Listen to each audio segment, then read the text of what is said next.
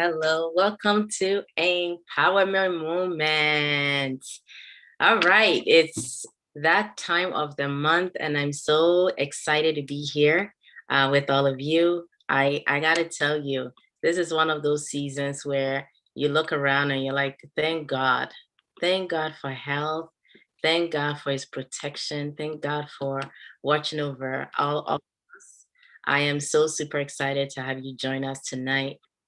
I promise that tonight is going to be a fun discussion, a fun conversation, and I'm just excited because I think about all the things that I've been dealing with and going through, and I'm just super excited that I'm able to be here and you are here with me. And so, for friends and family out there, join me for a few minutes as we do our monthly empowerment moment with Dr. G. So, I'm Dr. Genevieve, and I'm the founder and executive director of My Goal, which is the parent company or parent organization for Haven International, for Nick's Hope Initiative, and for Adult Services.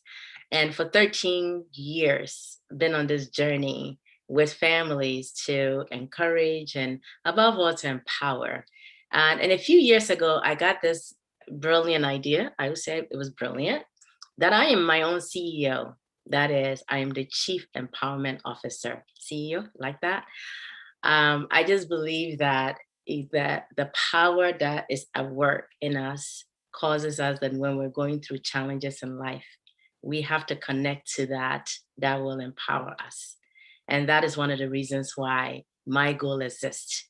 And in the beginning of the pandemic, when we couldn't do, so this is go roll back to March 2020, when all of us pretty much felt like the world was ending. We didn't know much about this coronavirus. We didn't know where it was going. Things got shut down so quickly. And all the things that we've come to rely on and do was no longer what we thought we could. And I mean, we're still in the middle of it in some ways, but at least now we have some sense of what this thing called COVID is all about a little bit. We're still having to be flexible and adjusting to a lot. And if you connect with us every month, I come on here and this is the fourth Thursday of each month. And initially, back then in March, decided that we sort of having our live meetings, which is where we come together with families and we share and we encourage them. And those programs that My Go had been doing all those years for 12 years had been live. And we didn't necessarily leverage social media that way to just talk about it, but the vision there had always been to come together and share a word, share strategies, talk about things we're doing that empower those of us who are on what I call this autism journey, a journey that we didn't necessarily want to be on, but the reality is that we have a loved one that has special healthcare needs that require us to continue to be a blessing to them. And in the process, there are moments where you just feel like you're just out of breath. Moments where you just feel like I can't keep going any longer. And when we come together month after month, I got to tell you, we'll invite speakers, families will come together, we'll sit and we'll chat. And by the time I'm done, no matter how stressed I was or how overwhelmed I was, I will feel so relieved. Come COVID, and then all of a sudden it's like, what are we going to do?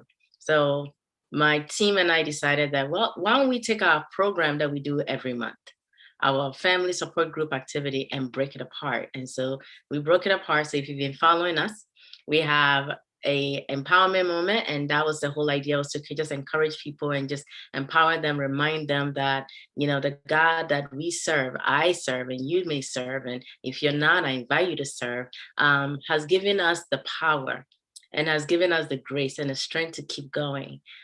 So we started that program, and month after month, and since March um, of 2020, consistently, we've done it. Sometimes done it while I was on vacation, done it where, may not have been 100%. But one thing I know for a fact is that when you commit to doing something, you must stay the course, because you just never know who might need it and who might need that encouragement. So here we are on this live program again, and I call it Empowerment Moment with Dr. G. So this month, what are we talking about? Well, I was reading a devotion. A devotional is just some word that I get up 5 a.m. in the morning. For those of you who have heard me talk about it before, to prepare for my day. And the first thing you want to do when you start off your day is start on a high note, and that's where I start.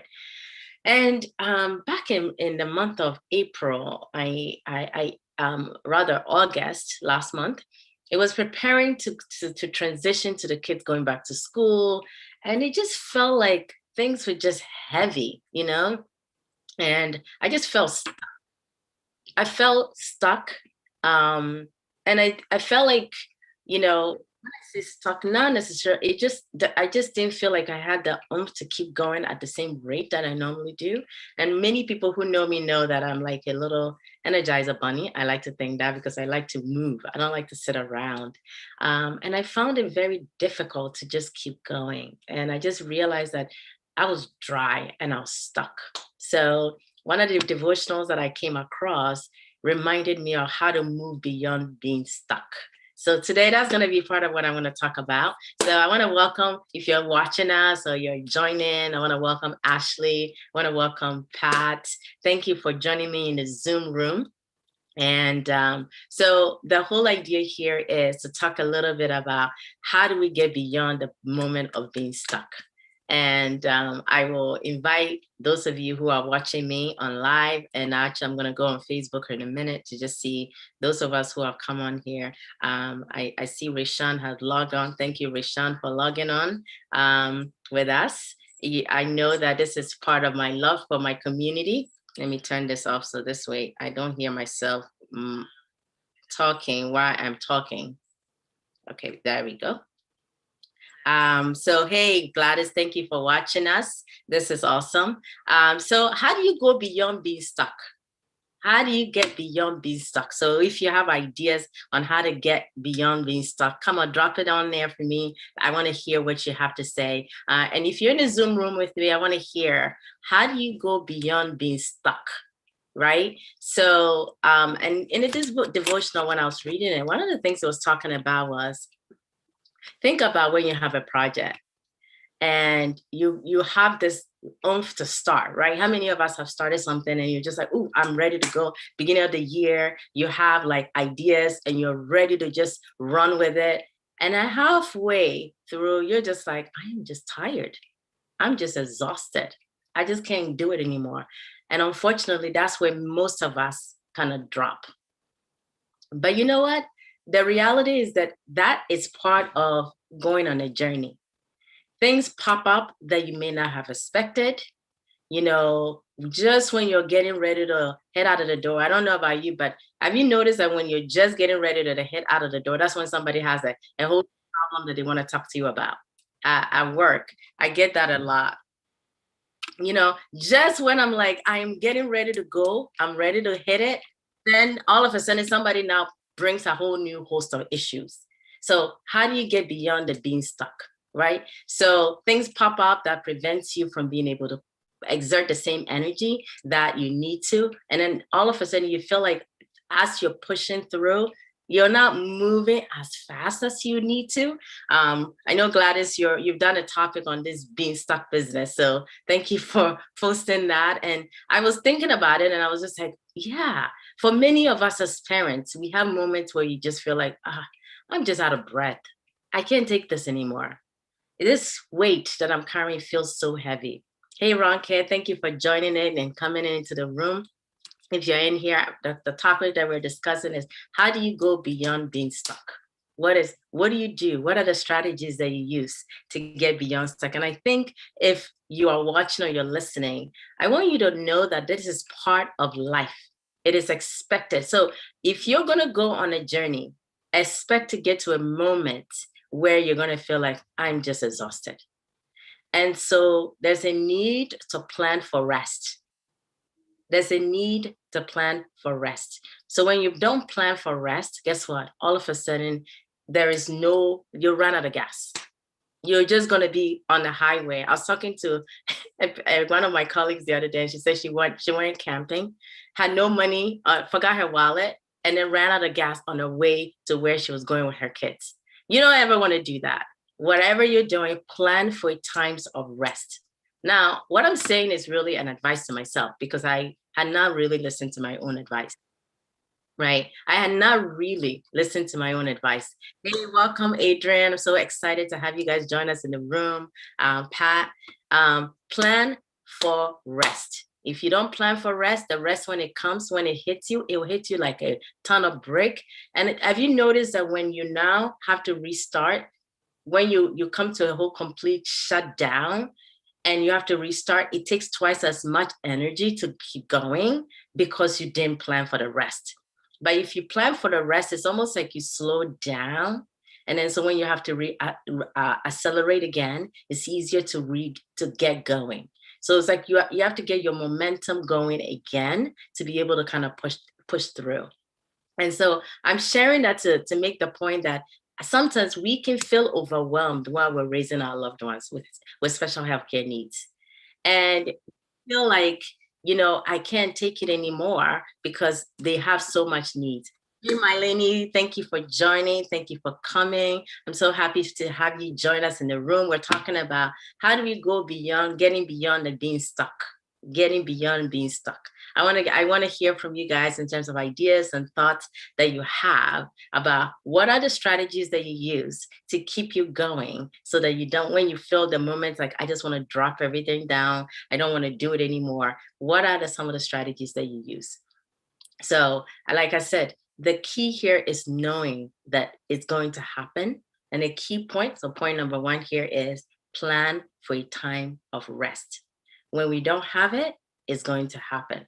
But the other thing I also want to remind us is that the God that created us, that endowed us, that gave us the child or the children in the first place, know that we're going to have our moments where we're going to feel wearied and tired. And I was thinking about this particular scripture that he gave me when I first started my goal. Now, when I first read it, it's from John chapter 15, verse 16. And it reads like this: "You did not choose me, I chose you." And I'm going to read from a version of the Bible that's called the Amplified. And it said, "You have not chosen me, but I have chosen you, and I have appointed you and placed and purposefully planted you so you will go and bear fruit and keep on bearing so that your fruit will remain and be lasting." Did you hear that? You may not have chosen this job of caring for a special needs person, or this responsibility that you have for caring for a parent that has Alzheimer's, or caring for a loved one who has lost so much. And God is saying to you and I today, you didn't choose this responsibility. He gave it to you. And he says, as he has given it to you, he said, I have appointed you and placed you and purposely planted you. So you will go and you bear fruit. You know what fruit you're bearing, you and I bear when we're struggling or when we're going through something? It's called resiliency. It's called resiliency. I love that word. It says, no matter how hard it gets, I will not give up. I will not give in. I will not I won't throw in the towel. Resiliency, that is the key. So that is what he's reminding us of. And the beautiful thing about what God is telling us and about our relationship with him is this: it doesn't hinge on our ability to maintain it. He knows we need resources, that resource called additional juice to keep going, the additional gas to keep going. We didn't choose these responsibilities. He gave it to us. He chose it. He chose to give it to us. So that means that when we are overwhelmed or we feel confused, and it will happen. I don't care how great you are, how empowered you are, how special you are. You and I both are going to get to a place of fatigue. And every time I come on here, I always talk about that, right? And so we know that the God who created us know already that we're going to be confused and we might be overwhelmed, but we don't stay there. We may get lost in ourselves, we may get lost in what we're doing, but he is going to empower us. He will give us the strength that we need. He will never let go of us. All we have to do is connect to him. All we have to do is recognize that we need strength. And guess what? Not only what does he do? He sends us people like you and I. So for those of you who are on here listening in through the medium, I want you to know, Adrian, thank you for joining. You're a source of strength. Ronke, you're a source of strength to me. Maleni, you're a source of strength to me. Ashley, you're a source of strength. Pat, you're a source of strength. And I hope that you being part of my goal, you feel that you have the strength that you need. You have the encouragement that you need. I share that because I think it's important that we are reminded that there's ways to get beyond the being stuck.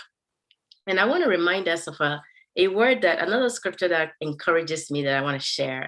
And it's out of Ephesians 2, verse 10. And it tells us that God has created us with certain things in mind for us, even before we were even formed, before we were even created. He has created this amazing community for us to be a part of. So when we're going through our challenges and we're stuck, this is where I need to draw my sister and say, hey, push me.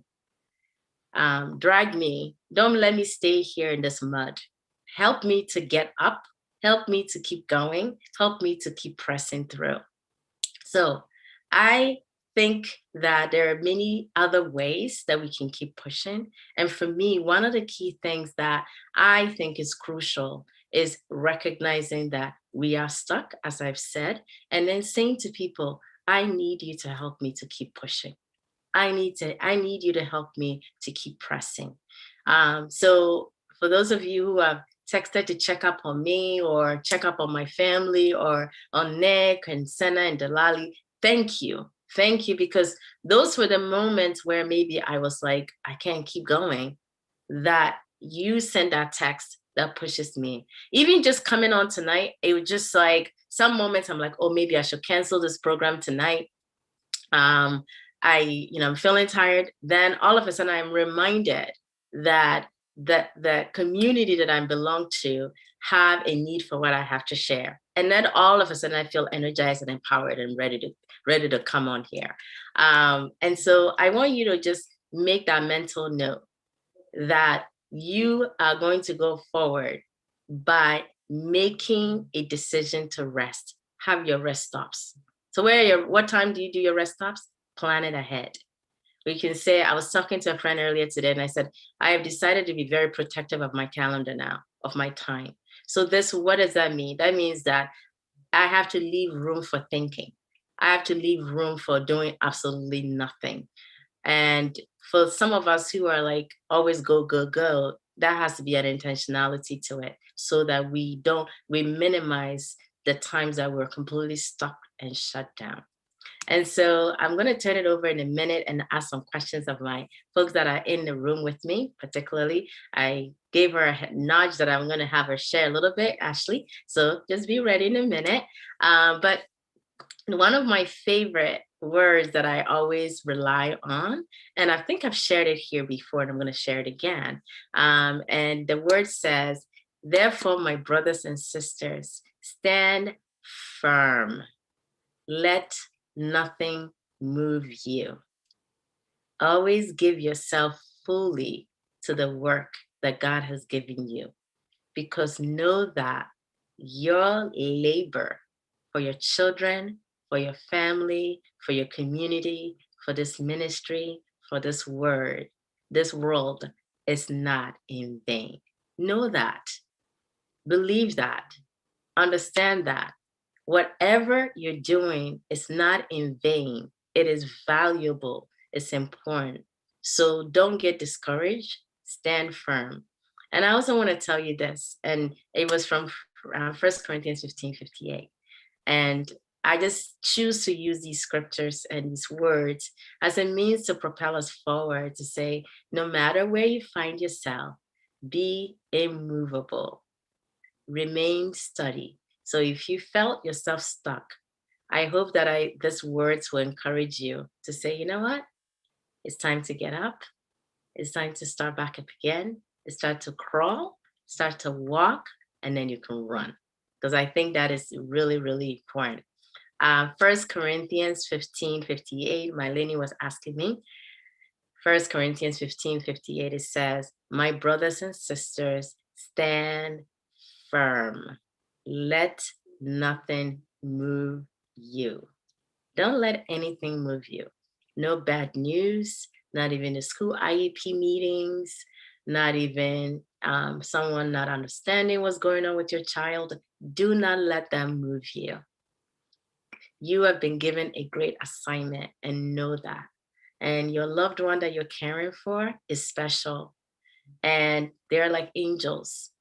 And know that you've been given and tasked with an awesome responsibility. And yes, it gets overwhelming when the behaviors is out of crazy and you don't even know how to even get it together. Know that help will come soon enough if you're at the end end of your rope. There's always help on the other side. And we here at My Goal are here for you. Please, if you find yourself at that rope and you just need to talk, we're here for you. I am always reminded that we're not an island and we're created for community. We're created to be connected. We're created to have people who love us. And sometimes we may feel like people don't understand or they are not showing love and compassion, but there are other people that do. And above all, your loved one who may not can't fully comprehend what's happening around them, to integrate their senses, maybe acting out, but know that they love you and they have a need for you. And you're a blessing because you've chosen this assignment and doing it so wonderfully well. So I hope this has encouraged you. I hope this has empowered you, what I've shared. If you have any other strategies, I'd love to hear it. So at this time, I want to invite Ashley. Ashley is joined our team as part of the My Goal family. She has a loved one with special needs as well. And, Ashley comes to My Goal from a standpoint of being a special education teacher who also has a child on the autism spectrum. And her Antoinette is a blessing to so many lives. And so I'm just super excited that Ashley has been able to be a part of our team in a short period of time. For those of you who knew that one of my sidekicks is Jenny. Jenny was our program coordinator. Jenny now is working still with My Goal as a program, as a support coordinator, not a program coordinator, but works with our adult services. So she's still with us, but you may not see her physically as you've seen her in the past. But I have Ashley who's joined the team, and it's also such a blessing. And for the families who have young ones, we know that when you reach out to us, we have someone who also is walking the journey and can inspire you and encourage you. So I just want to invite you to say hello to our team, Ashley, if you're able to. Just say hello to everyone, because I know that you have you're a blessing to so many lives, and we know that this is all possible because your joining us is changing the paradigm for us as an organization. And it's one of those things that whenever we start something, I'm like, wow, God, who are you sending me next? So here she is. So Ashley, say hello to everyone. Can you guys hear me? Yes, we can hear you. Okay, good. I got some new headphones, so I didn't know if they worked well. Hello, I'm Ashley Stone, and I'm the new program coordinator here at My Goal. I'm so happy to be here. I was formerly a special education teacher, and I did that for about 10 years. And then COVID happened, and I have 5 children. One of my children, Antoinette, she is 5, almost 6, and she is on the more severe side of autism. She's nonverbal, and she has lots of other diagnoses as well. And she's my 4th child. I have 3 teenagers, and then I have Antoinette, and then I have a 1.5-year-old. Did you say you have 5 children? I do. I have 5 children. How do you keep it all together? How do you do that? I tell people I either have 5 or 2, however you want to look at it, because I have 3 teenagers. Okay. and they only come down to eat and then they leave. So, so I either have 5 or 2. If they're hungry, I have 5. Okay. And if they're not hungry, I have like 2. And they will leave. They will find anything to do to not be here because they don't want to help with the little ones, which I understand because it's tough. They will help sometimes, but But they have jobs. it's It's a lot of interesting. work. It's interesting you say that because my teenager also does the same. So I was wondering if it was just me, but it sounds like that's what teenagers do. It is what they do. And, I taught high school mostly. So I do, like, I'm aware of how teens are in general. It's different when they're yours though, but they do have jobs outside the house too. So they're going to work, they're coming home. And my Antoinette's difficult. And then I have a 1.5-year-old too, who's now modeling herself after Antoinette, which is very interesting. So my 1.5-year-old doesn't have the same type of development that Antoinette did, but she is picking up some things from Antoinette. Like, when Antoinette throws the garbage down for like the 30th time, the baby goes over and shoves the garbage down now too, which is real fun, because now she's modeling herself after that. So, yes. So I was a special ed teacher, and then I walked away from it when COVID happened because all the kids were sent home, and I was trying to teach from home. And I realized that wasn't going to be possible with my daughter's needs.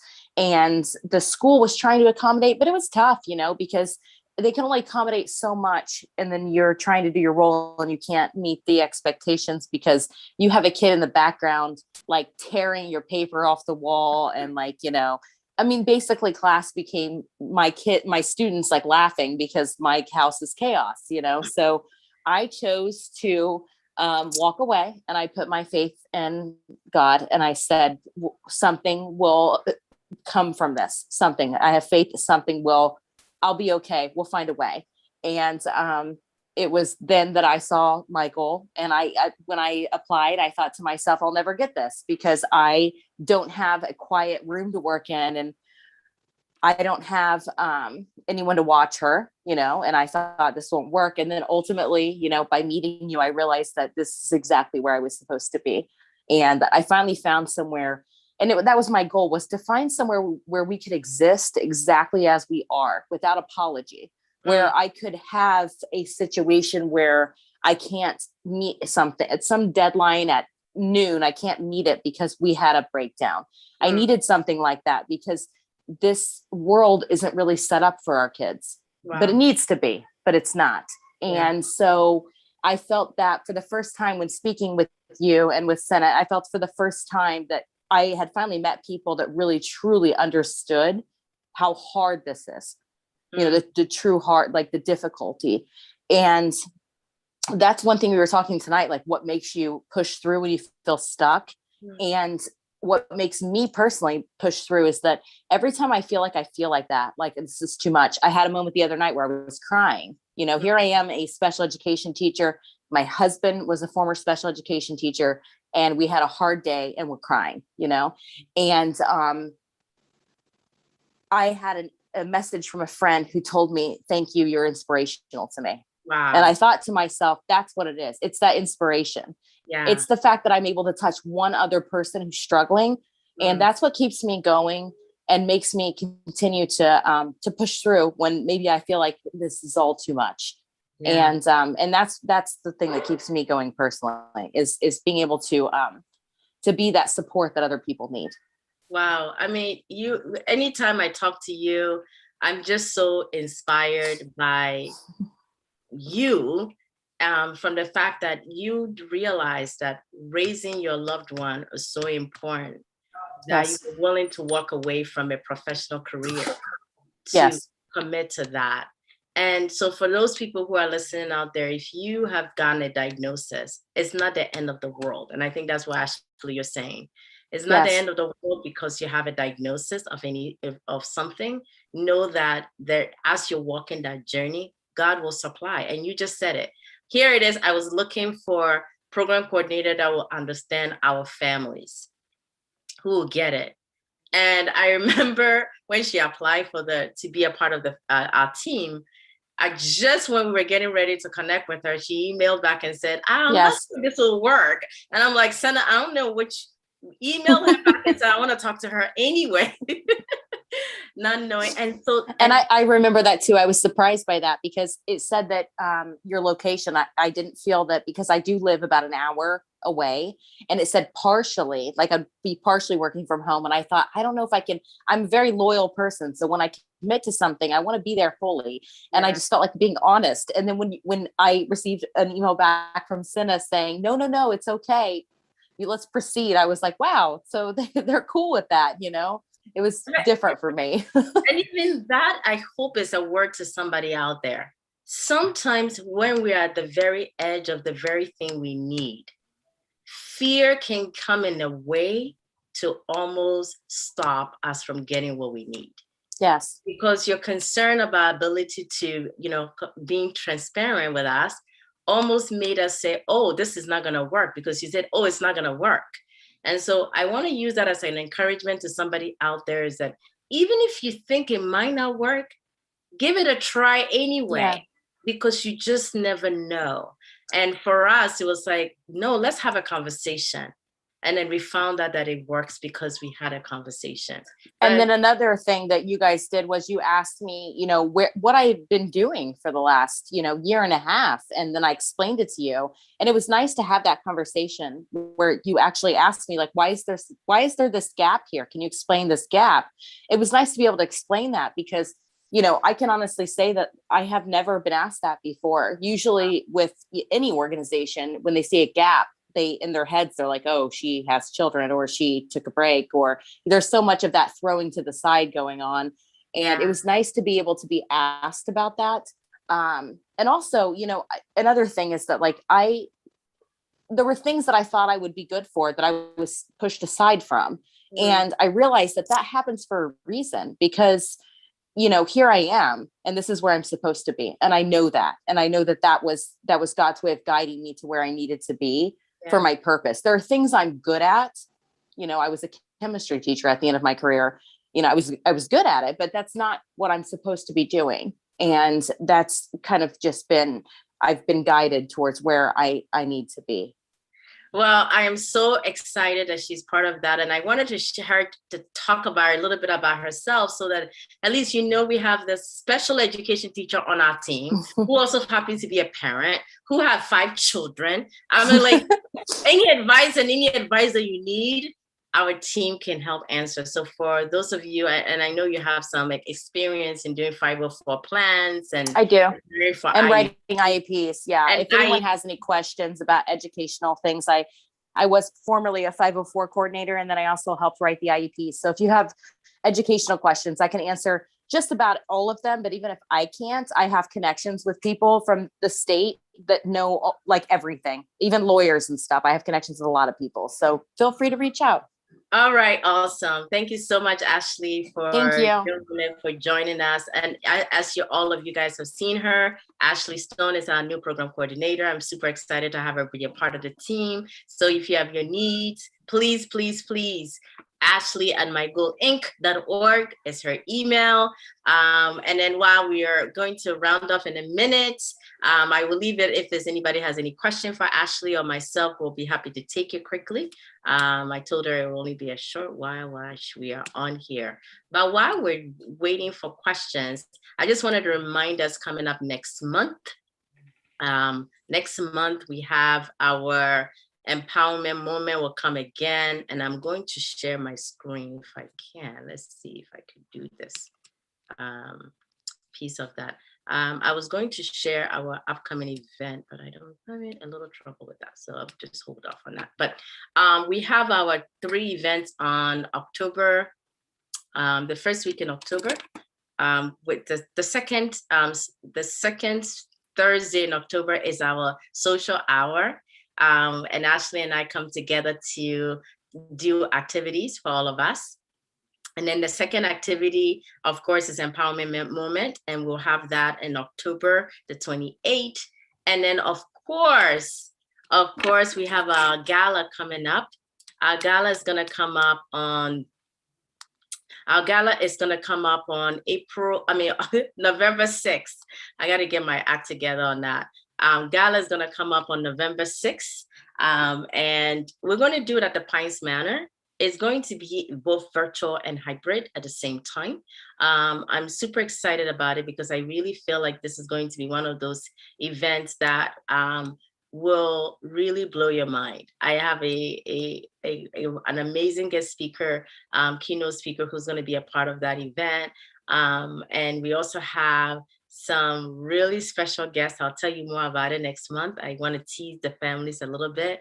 While we're here, somebody posted a question about, okay, yeah, so actually, somebody had a question for you, so I'll give that in a minute, but Mylene had a question, so we'll talk about that in a minute.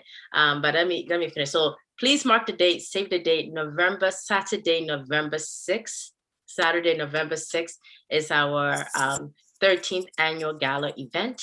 It's going to be in Edison at the Pines Manor. If you're able to attend, we'll love for you to be there. If you can, we'll love for you to donate a ticket on behalf of some families. This year, okay, we'll give you a little teaser. We have some special guests, special needs individuals who are going to be inspirational, and they're going to have a good time. But some of them want to come and they want to invite their families members to join us, and they might not be able to afford it. So if you are interested in being a part of that event, or even donate a ticket or support it one way or the other, go on our website, mygoalinc.org, mygoalinc.org, mygoalinc.org, mygoalinc.org, and we'll love for you to support us as we support families. Part of this is to be a fundraiser as we give our monetary grants to families. And remember, this year, we've already highlighted families that has received grants from us, and I'm so excited for us to continue to be a blessing and do more. Mylene had asked a question regarding what are some of the things to consider when moving a child out of district to in district. That's a great question, Mylene. And you know what I think we'll do? I'll have Ashley do a talk for us. Next month, we'll do some talk, but she can answer that question for you offline. She's on the platform for the WhatsApp group, Mylene, so I'll definitely have her reach out to you, and then you can share a little bit more. But I know there's a lot to consider when you're trying to get back in district, and she can share some of that. And what I will have her do is maybe we'll put some pointers together for next month empowerment moment. And I knew one thing I was forgetting. We have an Ask the Expert topic coming up. And that is going to be the 10th of October. The 10th of October, and the topic is going to be really good.